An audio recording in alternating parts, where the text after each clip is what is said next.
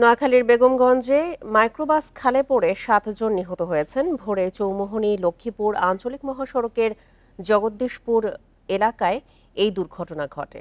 Bundle থাকলে প্রতি সেনমানিতে টাকা বাঁচবে। বিকাশ সেনমানি বান্ডেল কিনে জিতুন প্রতি লেনদেনে। নিহতদের মধ্যে 4 জন নারী ও 3 জন শিশু। নিহতরা সবাই আত্মীয় বলে প্রাথমিকভাবে জানা গেছে। পুলিশ ও ফায়ার সার্ভিস জানায়, ওমান প্রবাসী বাহারুদ্দিনের পরিবার ও তার স্বজনদের নিয়ে ঢাকা থেকে লক্ষ্মীপুরে যাচ্ছিলেন। ভোরের দিকে চৌমুহনী লক্ষ্মীপুর আঞ্চলিক মহাসড়কের জগদ্দীশপুর এলাকায় মাইক্রোবাসটির নিয়ন্ত্রণ হারিয়ে খালে পড়ে যায়। খবর পেয়ে ঘটনাস্থলে গিয়ে উদ্ধার কাজ শুরু করে ফায়ার সার্ভিস ও পুলিশ। নিহতদের সবার বাড়ি লক্ষ্মীপুর বলে প্রাথমিকভাবে জানা গেছে।